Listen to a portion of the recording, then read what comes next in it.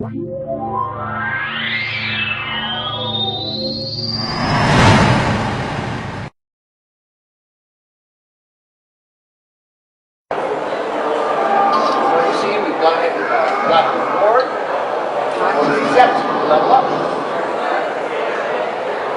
Matthew is going ahead and assigning some of the points into her abilities.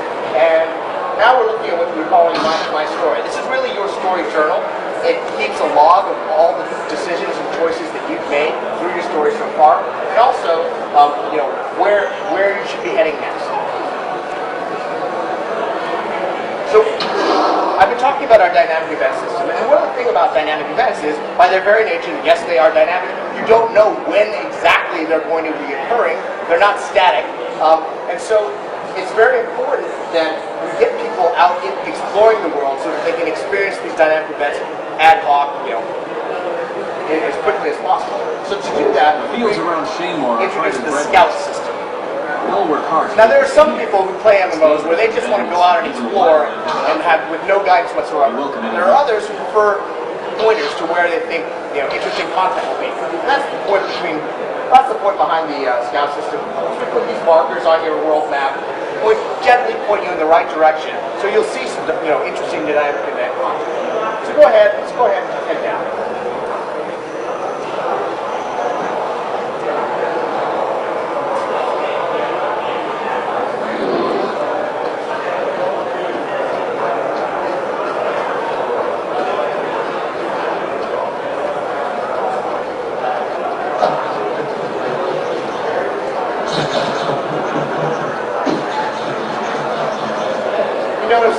Earlier during the cinematics, I talked about our hand-painted illustrated quality. You can definitely see it in some of the objects that we have throughout the game world.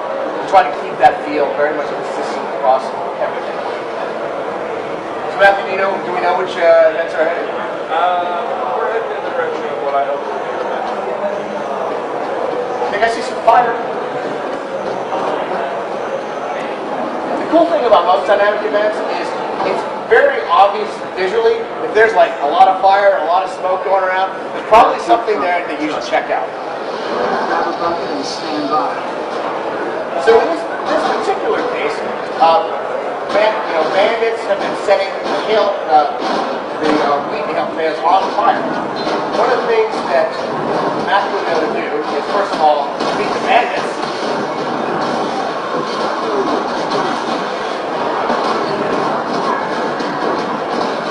Do we have any water buckets flying around? Yeah, I can grab it.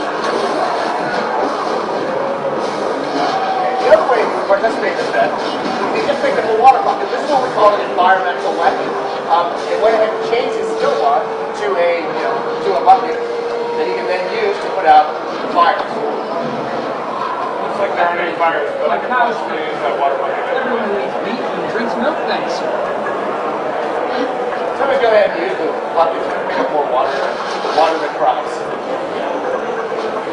You can imagine with this particular type of mechanic, there are any number of things that you could be picking up. Plants to help repair a fence or use as a weapon. Do you want to see the broom mother's up? She's always a fun one. Sorry?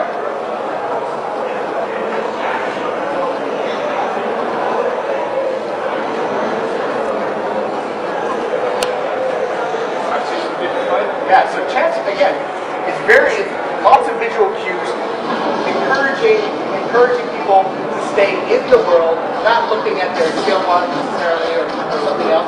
You're paying attention to this world. You'll see stuff where it's very obvious, hey, I want to get involved with that. It looks like fun. Now, as I mentioned, dynamic events have the ability to scale up depending on the number of people. Oh, tail swipe. The number of people who get involved. Now, that tail swipe you saw there is an example that when there are only a couple of people involved in the event, Broom Mother doesn't have that skill. But as the event scales up, she will acquire skills to make it more fun and interesting.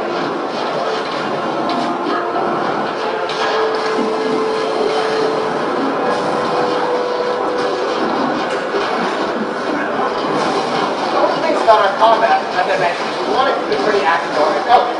So what Matthew just did is he demonstrated that in our game, there is There's no dedicated healing or resurrection class.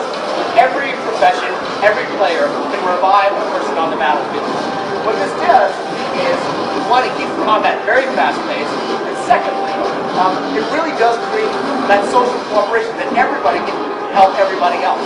And we found that people love, it's not just for healers anymore. Everyone loves to come in and help revive somebody.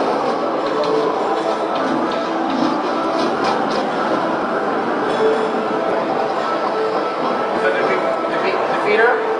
Yep. And as you see in the upper right, we get notifications. You have succeeded, and the rewards are due. Alright, I feel pretty good. We've got a couple of dynamic tests. Let's head over to Divinity's Reach. So we're going to continue our personal story, which has instructed us to head over to Divinity's Reach. Divinity's Reach is the last great human city of humanity, and as such, we've made it appropriately grand and epic. Divinity's Reach is really a great opportunity for us to demonstrate our new engine technology. Our new engine technology allows us to do very large-scale, sophisticated environments. We can do all sorts of complex lighting and shading and textures. We can even, as I mentioned, do things like custom weather, depending on the appropriateness. We want to see if we can hear some of the ambient dialogue. Put the volume up.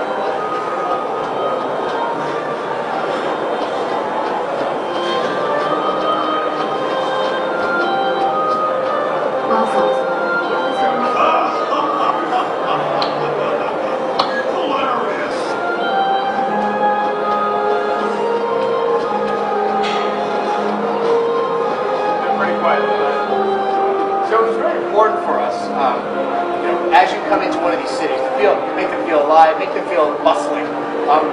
We recently announced that we've been doing a lot of voice work for Guild Wars 2, and we announced that we basically are going to be putting 60 feature films worth of voice acting into our game.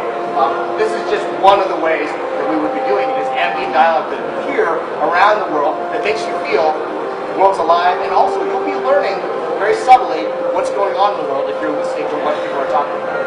The map you've taken us to here is it's our shooting gallery. It's just an example of a kind of mini game.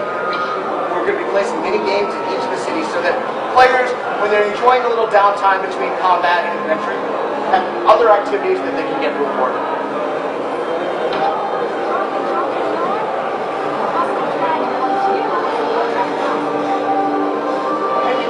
Listening to the dialogue, again, you won't have to read about stuff, but you will learn things about the different races. You'll learn things about how humans think of the Norn or the Azura. And that's cool, I think it's much more entertaining to hear it, especially with a little attitude, than to read it. Now, I mentioned that we have the new engine technology for Guild Wars 2, and I also mentioned that we have a phenomenal concept art team. What I'm about to show you is an example where you put an incredibly talented, imaginative art team within an incredibly sophisticated engine team, and you can deliver incredible vistas like this one, an interior environment. This is the Palace Gardens. We're very proud of them. They look stunning in day or night. But the other challenge of our engine is, if you're familiar with Guild Wars, we wanted to make sure that the game played on a very wide variety of 3D gaming PCs. We're not going to be pushing the highest edge of the tech envelope. So to be able to deliver amazing visuals and still have it run on a broad base of 3D gaming PCs has been a great challenge for our engine team, and they've definitely done it.